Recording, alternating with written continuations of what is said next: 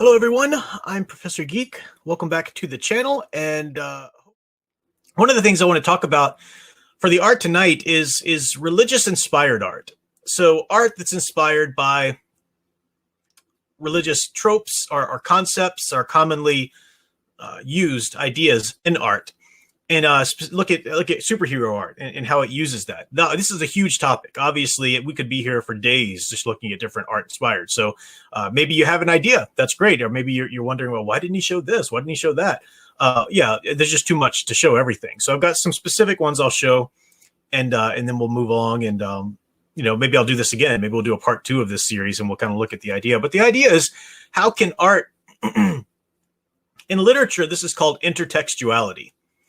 Intertextuality is the idea of using a reference to something from another well-known story. You're not trying to rip it off or trying to present it as your own work, but you're referencing a well-known work in your own in order to make a comment about something, not necessarily critique that other piece of work, but just kind of bring over some basic ideas that are going to automatically come into your work if you associate it with that one, so that then you can build off of that to say something. An example for this, one of my favorite short stories ever is Nathaniel Hawthorne's Rappaccini's Daughter, and it's about this young man in Italy who is I think he's a student there at a university or something like that, and he's staying in a rented room, and he looks out of his window, and there's this amazingly beautiful woman, this gorgeous young woman in an enclosed kind of courtyard garden, out there. And he keeps seeing her there, and he just kind of falls in love with her because he sees her so much there. And he starts to ask about her, and he never sees her outside. He only sees her enclosed in that garden. And it comes to find out that her father, who's Dr. Rappaccini, keeps her there, keeps her in that garden, and she's never ever seen outside. And it turns out that he's this kind of scientist who's experimenting, kind of doing some dark experimentation with plants and whatnot, and his experimenting with the plants and I guess the pheromones they release or whatever has actually made his daughter poisonous to anybody who is with his daughter, who would touch his daughter, but has also made his daughter's life in danger if she ever leaves the garden and can no longer have access to these plants that the Dr. Rappaccini has critically engineered there. And as you read the story, you get the idea that he's actually kind of doing a flip side of the Garden of Eden, where Rappaccini is the God character, even though he's the Satan character technically. But he's created this garden, and he's got his Eve there, and then he starts to try and bring this man in as the Adam and try to get him conditioned to be there with her. And then there's a character, I forget his name, but a university professor or somebody like that who's a rival of Rappaccini's, who's trying to warn the young man, no, don't. This is going to be bad for you. Don't get involved with this girl. So he's obviously the good guy character, but he ends up being the serpent type character. He's even described as like having a kind of a Satanish kind of beard, pointy goatee and stuff, even though he's a good guy. So what Hawthorne's doing in that is he's taking the Garden of Eden story and flipping it on its head. Now it's nothing blasphemous. Hawthorne himself was a devout Christian, but he just took that well-known story and by the use of intertextuality brought in everybody's preconceived notions attached to that story, which everybody knows the general gist of. And once they realize that's what he's working with in his story, they already have those preconceived notions there, so then he can work with them as an author. That's what intertextuality is. That's in literature. Now you can do the same thing in visual art, in static visual art. If you show a scene in a certain pose that evokes a certain common idea, then you bring the reader automatically brings certain thoughts, values, things like that to it, and then you can play around with it. Not to deconstruct necessarily, although it can be done, but just in ways to say something about your subject matter, likening it to other subject matter. Now, in the case of religious art, again, the extremely, somebody like with my upbringing, for example, like the strict evangelical upbringing, that I had or whatever, would have been, oh, that's horrible, that's blasphemous. Well, then you just learn how art is done, and no, it's not actually. That's actually very profound. It can actually, the Christ figure in a story or a piece of art can make you think in a more profound way about actual Christ or actual biblical figures, stuff like that. So we're looking at the religious art because it's such a bearing on Western civilization. I run into this with my students. Let me check the time because I am a ranty little thing tonight. So we're good on time. But we still live in a society that is coming down, or still has links to this idea of a liberal arts education. And what that means and what it came from was the idea that anybody who's educated should have sort of a general background and a general coverage of some basic academic fields, just some basic sort of survey knowledge before you go on to specialize in whatever you want to specialize in.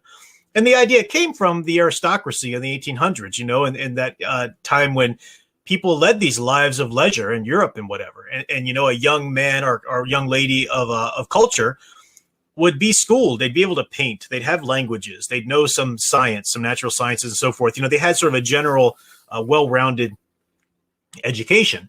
Now, we obviously live in a time where people don't lead lives of leisure anymore. And even those who do, would you call this or that famous heiress or heir or whatever, or celebrity, would you call them well-rounded? Necessarily no. They tend to have reputations for being quite dense, although of course that's not every single one we know. But so it's not just a matter of money or anything like that. Our culture itself has just grown to the point where it doesn't encourage or reward us to be well-rounded.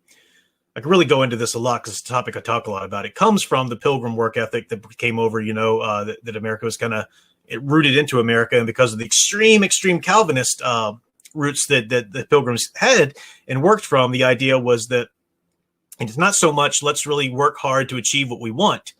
That's good, right? That's good. If I want some social mobility or if I want good things, I need to work hard for them. That's great. That's a wonderful lesson. But the piggybacked in there and kind of poisoning it was sort of the idea, well, if I am predestined for heaven, the Pilgrim would say, if I'm one of the elect, then that means I will be successful because God will bless and prosper those who he's already predestined to go to heaven.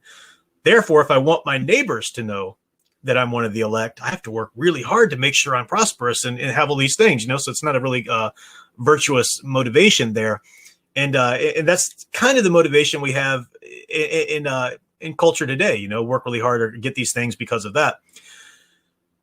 And that motivation leads students to want a good job. And if they need a good job, then who cares about this other garbage they need to learn? Just give me my degree in engineering. Just give me my degree in business. Just give me my degree in this. I'm just not a writer. I don't care about literature. I don't care about art history. I don't care about music history. I don't care about any of these things. So the humanities just end up falling by the wayside. And as a result, you get a very culturally ignorant populace. They're very intelligent in other ways, extremely intelligent in other ways. Absolutely. But in terms of culture, and Western culture in particular, they're very ignorant about basic things. The first thing I'm going to show you tonight is the Pieta. It is a common pose that's used in art and literature. And most people, some of you probably know what the Pieta is, and that's great. But most people don't. And so many years ago, that would have been unthinkable. The Pieta, of course you know the Pieta. The Pieta is a common topic. The Pieta is the pose or the moment in which Mary cradles the dead body of Jesus after the crucifixion. So you've got all the drama and the pathos there of a mother cradling her dead son, as well as, the Virgin Mary cradling her only son off the cross there. So this is the idea.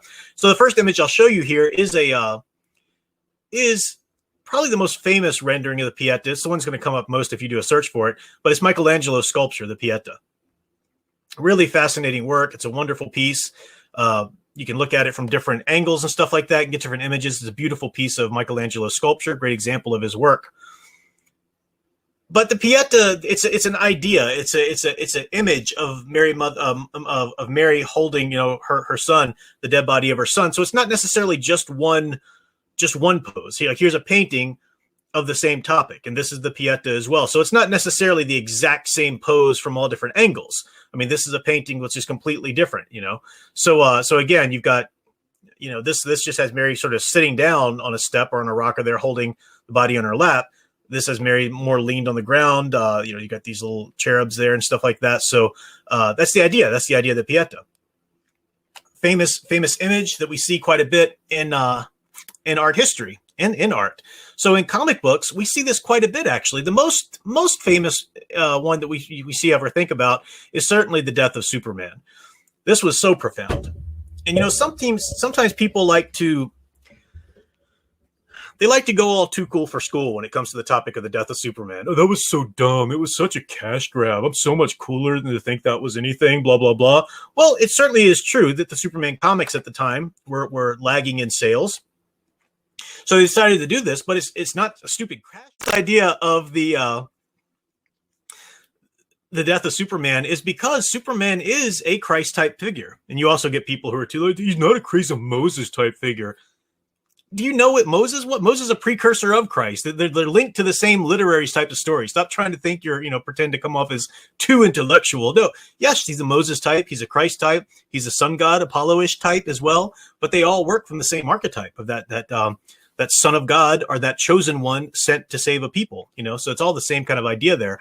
And because he's that, one aspect of mythological characters in that manner is they do have a death and resurrection, a sacrificial death even, where they die for others. And Superman had an amazing story where he's fighting Doomsday. It's just a glorious story.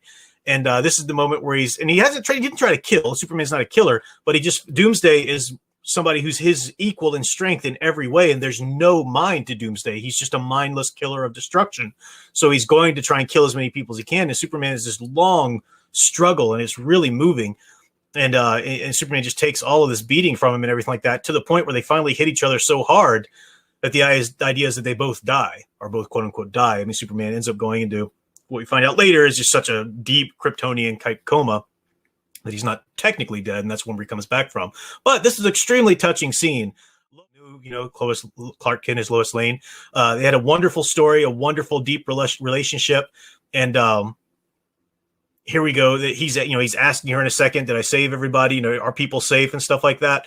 And so this is one look of the Pieta scene of him cradling the body, and then as he does, as she thinks dies, then you've got her wailing and mourning that. And it's a very powerful scene. I love the idea that you've got the cape hanging up there as a flag. And it's if it was a flag, it'd be hanging at half mast too, as well. Right. And you've got the compositional triangle coming up from that piece of wreckage and then down on the side of Lois there.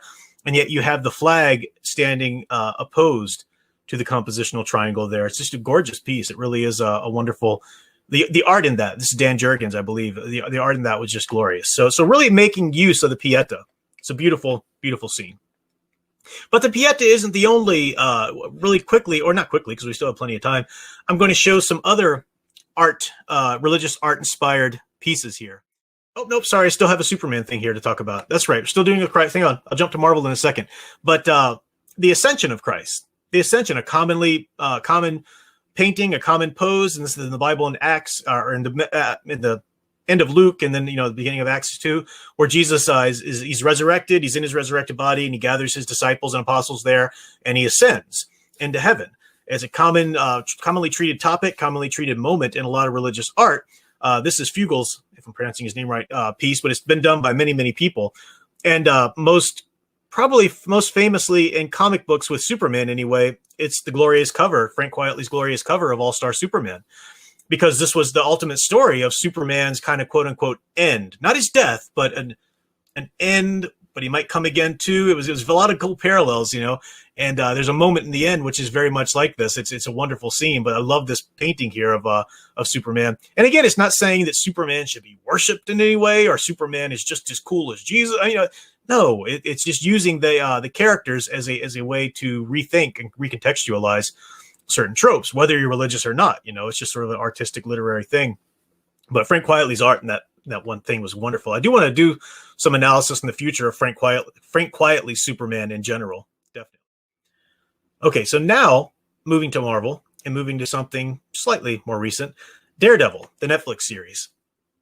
Daredevil was incredible. I know some people, some of the Netflix Marvel series were better than others. I tend to really, really just love Jessica Jones season 1, but the quality just really dropped off in season 2 to the point where I didn't even watch season 3. Don't even care anymore because of the direction they went in. But season 1 was just amazing, and Luke Cage was it was good. It wasn't quite as good as the Daredevil or stuff like that. I even liked aspects of Iron Fist. I really did. And I like the Defenders, thing they did as well. But, it ebbed and flowed in quality across the different Netflix series. But it's pretty commonly held. The Daredevil series, the 3 seasons we got of that were phenomenal. Really something. And season 2, Oh man, season 2 was just great for so many reasons. It introduced the Marvel's Punisher, the current MCU Marvel's Punisher, which I guess isn't in the movies anyway. But when this was considered part of the MCU, John Barenthal's Punisher was great. You did have Elektra come into the mix, and it was just a great, amazing season. And Daredevil's such a cool character because Daredevil's own personal religion is a integral part of his character. You can't tell a good Daredevil story if you don't include themes of faith, his own Catholicism. He's conflicted about it in some ways because of what he does, but he knows he's needed. Daredevil is a perfect Marvel interpretation in some ways of an aspect of Batman. Where Batman is the vigilante going out there, vigilante, quote unquote, because the government and the police in the city of Gotham are quite corrupt, in certain ways. It gets better as he stays around. Of course, Commissioner Gordon helps to purify some of that as well. But the cool thing about Daredevil is he's Daredevil. That name means acrobatic and whatnot, but it has that word devil in it. And there's that aspect of, in his suit, he's got the little horns on his suit and stuff like that because he's an acrobatic, but you pair that with his deeply held Catholic faith, and he's the image of the enemy again, serving as a Christ type figure. It's a fascinating way to look at it. And again, it's not in a blasphemous way or anything like that. It's just the way the story contextualizes it. And it does some really cool thinking about it. So this was one poster for season 2 of Daredevil. It's really cool. You can see that the Punisher skull is juxtaposed over it all. So like Daredevil right there is standing right on the nose of the Punisher skull. See here the eyes to either side of him, and then below him is the teeth of the Punisher skull. So it's a really cool way of teasing, what's coming up in the season. But also this image with all the characters and Daredevil standing up there as the Christ type figure. This is referencing The Last Judgment by Michelangelo from the Sistine Chapel, which is a beautiful piece of art that he did in the Sistine Chapel. I'll show you that here with the final judgment. So you've got, Christ on the throne there, the judgment and whatnot. And you've got the people, the angels, but certainly the saints who are being judged on either side, the goats and the lambs, right? According to the story or the prophecy. So a wonderful scene there. So now what does that add? What does that add to Daredevil being placed in that seat of a judgment seat of Christ there? Well, he's not physically judging anybody, but the reference is being made. The intertextuality is being made because one of the cool themes in season 2 was Daredevil fighting against the Punisher. The Punisher was saying, let's go out and kill the guilty. I'm going to go punish those who are guilty. These people who are getting away with all these crimes and murders and pedophilia and all these kinds of things. I'm going to go make them hurt, make them suffer, bring justice that's not being brought to them. And Daredevil comes in and says, no, because Daredevil's vigilante by night, but a lawyer by day. And Daredevil's trying to walk this fine line and saying, no, I'm here as a hero. I'm supposed to fill in the gap and help save people that aren't being saved and bring a sense of justice to those who deserve it that isn't being done. But I can't be judge, jury, and executioner all the well myself. He's trying to walk this fine line. And the series does a great job, season 2 there, of really showing him fighting against that and trying to make the right choices and stuff. And he does a great job of doing that. And Punisher is kind of his darker temptation in that sense. So in that sense, every night that Daredevil goes out, he is bringing judgment, right? He's bringing a bit of judgment there, lawyer by day, sort of judge by night, you would see. But he stops at executioner. He will not be executioner. And that's the struggle we see him have in this series. So it makes perfect sense to liken that in the promotional art to The Last Judgment by Michelangelo. It's a wonderful, wonderful moment there. And the cool promotional art and promotional campaign for Daredevil season 2 continued this theme. It really continued this theme wonderfully. Let me keep going with it, and then I'll come back and look at some comments and stuff like that. So this was all right. So okay. So the famous moment, if you remember Daredevil season 2, at one point Punisher has Daredevil chained to a chimney on a rooftop there because he's trying to tempt him into killing a guilty person and stuff like that. So he's got Matt Murdock there, Daredevil chained to a pillar, so to speak, to a chimney. Well, the image that they're evoking here in this scene in the series, also is with its promotional art, is a famously painted image of Saint Stephen. Saint Stephen here, who was pierced by arrows, tied to a tree and pierced by arrows. And in the legend, or it's not historically, it's a legend of Saint Stephen. There's a lot of stories around saints tend to be built up. The idea was that once he was martyred, he did have a resurrection of sorts, depending on different versions of the story. His body does rise, and stuff like that. So you've got a character who's, Saint Stephen himself is a Christ-like character in the legend. and they're using St. Stephen's story to liken Daredevil to this again. So you can see in the visuals clearly it's the same the reference there, because Daredevil himself has sort of a metaphorical death and resurrection in season 2. And it's very cool, and we'll kind of see this developed even more as we go through these next couple images. So this was the Daredevil image. The another piece of art from the Daredevil promotional was, of course, the Punisher. And the Punisher, this is a great scene here. If you look at this, there's a scene in the series where the Punisher, the Daredevil's helmet is busted. And it looks like it's shot there. You see the steam coming out, where his helmet is cracked. And the guy who makes his armor is able to repair for a time, but the integrity of the helmet's not the same. And it's going to take a while for the guy to make a new one. So for the remainder of that season, Daredevil walks around with a helmet that's cracked. Now, so let's just keep going with the image here. So what the promotional art is evoking here, and these are by Caravaggio too. This is Caravaggio's St. Stephen, I'm pretty sure. And then what this image here with the Punisher is evoking is Caravaggio's David and Goliath, because David, of course, once he kills Goliath with the slingshot, the one single stone, which is in the forehead, it lands in Goliath's forehead, sinks into the skull, and it kills him. And then David takes his sword and beheads Goliath. So this is a wonderful scene that Caravaggio does of David holding up the head of Goliath. And you can see the pose. This is absolutely the Punisher doing this is meant to evoke. Instead of a sword, Punisher's holding his gun in the exact same angle, the exact same pose. Instead of Goliath's head, the Punisher's holding up the mask of Daredevil. What does that mean? Heads and mentalities are an important theme of Daredevil season 2. Daredevil has to face the idea. He has to question this concept. Is it right for me to stop short of being executioner, or am I just causing extra problems by that? It's a question he has to face in the end. And obviously he comes to the stronger realization that no, I'm not an executioner, I'm a hero, and that's what he embodies. But the Punisher in that. So Daredevil's mentality, his mindset is questioned, and it's sort of wounded at some point, and with the blow to his mask kind of symbolizes that. So it's a perfect image evocation of this. Move along quickly here just for the sake of time. So Caravaggio's David, and I'll talk about Caravaggio's use of light here in a second. But the third character that we had in season 2, one of our main characters, was, of course, Karen Page. In this season, Karen Page starts her career as a journalist, and she's doing some investigative journalism of Frank Castle, who is the Punisher, and specifically about the Punisher himself has a wounded ideology, right? Because his skull, there's the reason the skull comes about, and the reason he puts the skull in his armor at the end is because his brain was altered a little bit in the fight, his own recuperation when he was attacked there. So he's got his own head mindset issues there. So the skull is perfect for Karen Page here. It ties in perfectly why she would have a skull there. But this image is evoking Caravaggio's painting of St. Jerome.